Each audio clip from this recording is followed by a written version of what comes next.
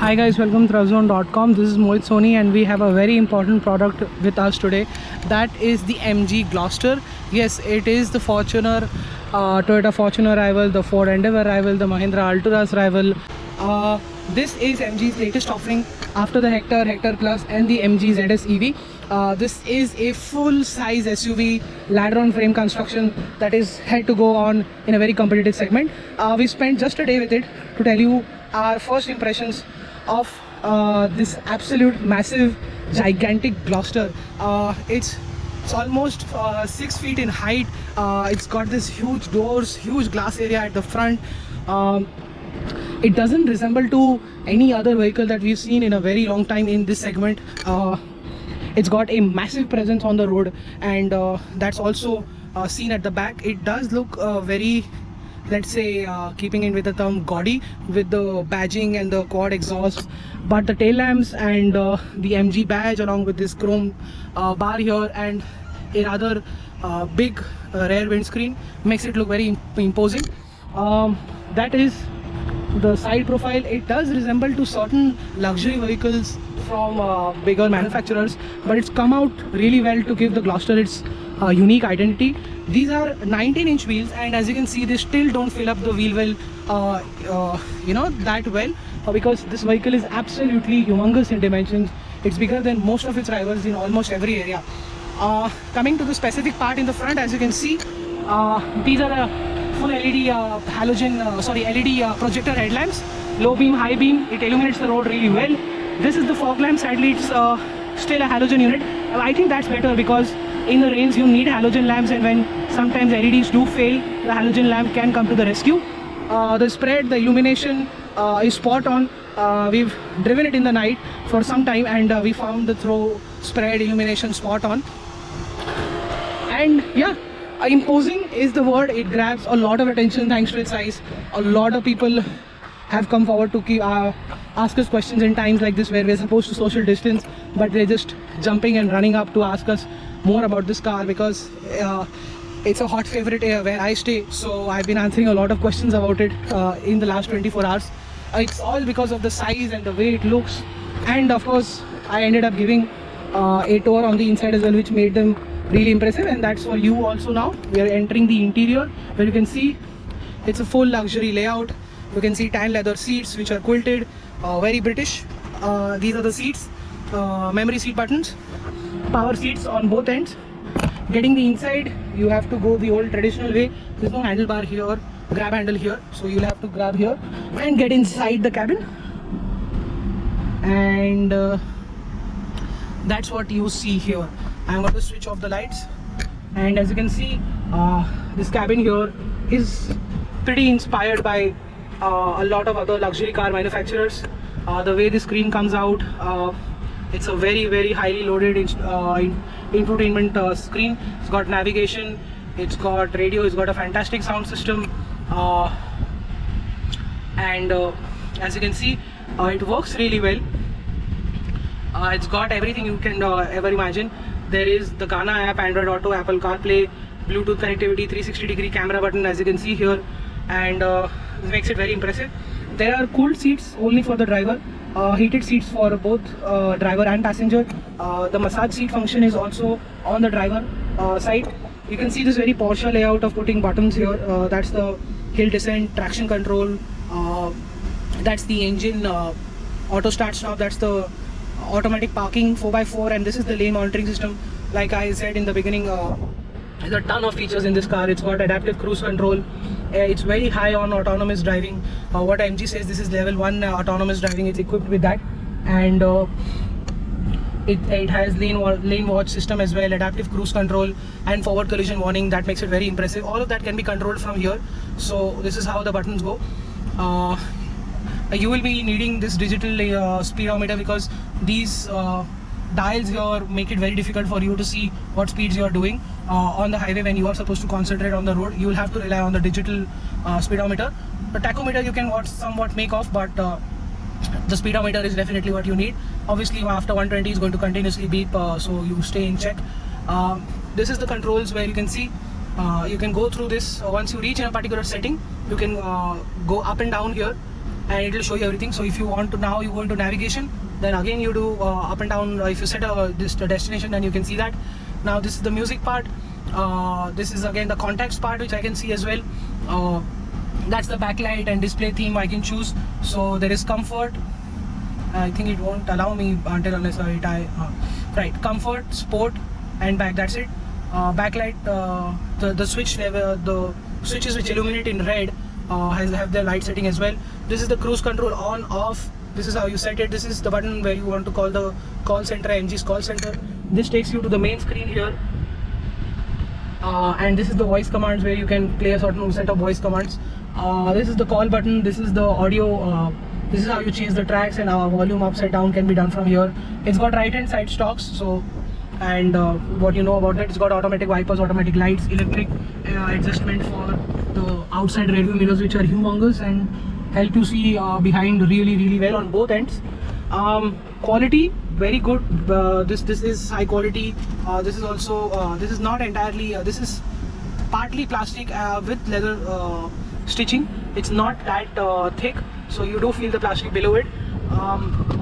That's how it looks closed. There's wireless charging, 12-volt socket, charging here as well. These are the driving modes, which again look very familiar.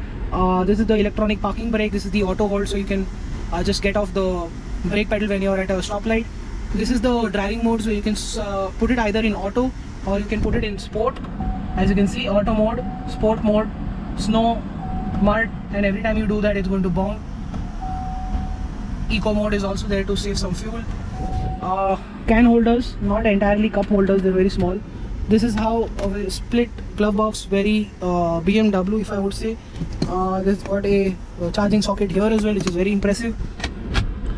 And yeah, the overall quality of the vehicle is pretty impressive. There is a lot of soft touch material all around.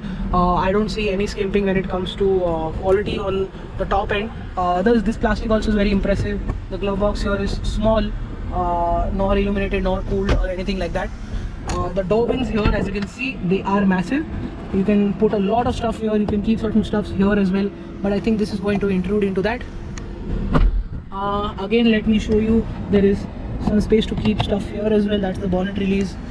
This is the backlight switch as well. Automatic IRVM. It's got an LED light at the top, and the all important full-size panoramic sunroof for the Indian customers that always look forward to it in cars of pretty much every segment now, from hatchbacks to this full-size SUV. Height adjustable seat belts, and like I said, there are 8 ton of features here. You control it via from here. Sound system's amazing. You've got 360-degree camera, front and rear parking sensors, you name it. It's got a fantastic sound system. The AC works really well. It's very hot in Bombay right now. There is navigation as well, as I showed you earlier. And yeah, we've not spent enough time, but there are certain bugs in this infotainment system. The sound also, when you're playing music through the system, it does stop and start from most of the time. There are certain bongs that come in and go out, and you don't get notified about it anywhere, nor here nor here. So there are certain bugs, but it works seamlessly, very smooth. The touch is very intuitive. Along with, it's a very fluid screen in that way to deal with. Obviously, it's a software issue. It can be updated over the air, which also MG offers with their cars. Very comfortable seats. You've got a very large dead pedal here. I am a fairly big guy, and I am extremely comfortable in this car. The driving position is spot on. The steering size is also very good. Not too big, not too small. It makes you piloting this car very effortless, thanks to the whole comfort that is on offer in the front seats. You also, like I said, massage and cool seats, so that makes things even more better. Now let's jump to the most important part, the rear seat experience. I am going to grab the handle here, which is present here this time. Push the seats back with a grab handle, which is going all the way this only back. You sit very low. Legroom and kneeroom is in abundance, so is headroom here, as you can see. Lot amount of headroom here. That's the AC controls. It's off right now. 12-volt socket, USB charging again. Armrest, but there are no cup or can holders that I can look forward to apart from putting them here.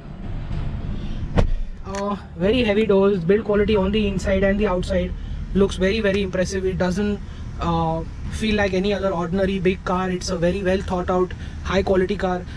The cabin is very well cocooned. You cannot hear anything on the outside. It's absolute silence, and the AC works really well, so you're going to be very comfortable here for the passengers as well. That is the rear seat. Adults can sit here. This time I can actually go back because there's so much room to play around that I can comfortably get in the back very easily. Good knee room. Obviously the seats are set a little lower. You'll have to take this up, and when I sit like this, obviously I have no under thigh support, but I see myself, I can tolerate this for a good 2-3 hours for a weekend drive, a day return drive, something like that, and still be not that bad, feel not that bad. Got cup holders here, and yeah, you've got a clip to keep certain things, speakers here and here as well, and you can mount things here with these clips. So pretty impressive. Now let's get out and let me show you the boot. It's a power tailgate, and yes, that's the amount of space you're going to get with all the seats up. But if we put this down,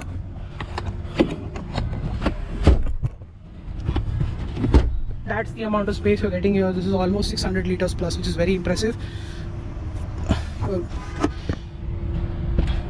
This is the parcel shelf, which is kept here for some reason, and you've got your toolkits and everything, and that's how you close it. Put the mat back and enjoy the amount of space that you have on offer here. Interested right now is in how it drives. Well, before I begin to show you how it drives, just look at this Brit Dynamic badge. I really don't know what that means, but this is the most disciplined ladder-on frame chassis car we've driven in a long time. Obviously, the Ford Endeavour is the only car that comes close to when it comes to good handling, but this is sort of quite a surprise as well. This does not feel wobbly or unsettling, or does not ruin your confidence on the highway when you're switching lanes, when you're going faster over speed breakers or over broken roads. It feels far more composed than the Toyota Fortuner, that's for sure. It drives much better than the Toyota Fortuner. It's like I said, the ladder-on frame, it does not feel like a ladder-on frame chassis car. It's that well integrated. The steering, it's precise, it's light. There is not enough, there is negligible feedback. There is almost no feedback. But when it does things, when you're switching lanes and cornering, it does give you a sense of confidence which is required, and that is a great thing. Like I said, while cornering, while switching lanes, this car feels very confident.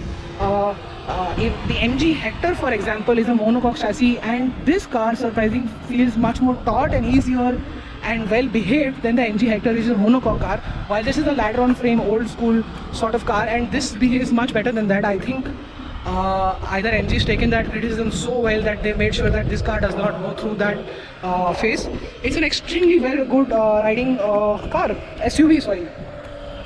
In terms of engine, it's got the 2-liter motor. It's a twin turbo unit making around 215 bhp of power, 480 Nm of torque. It's a lot of power and torque, but sadly it's carrying a lot of weight as well. 2.5 it's a 2.5 ton SUV, so you can do 140 160 on the expressway, and that's it. After that it limits out. But when you're doing even those, when you reach the limit of this SUV as well, it feels very confident, very poised. There are certain elevations where the SUV goes up and down. It does not jiggle around a lot. Its highway stability, highway manners is very, very impressive. Like I said, the steering is impressive. Brakes, as always with these big SUVs, you need the pedal travel is very long. So before you the calipers grab the disc brake entirely, there's a lot of pedal pedal travel. So while you're doing it normally, this vehicle showed a lot of maturity. It was very confident while doing that. It drives really well.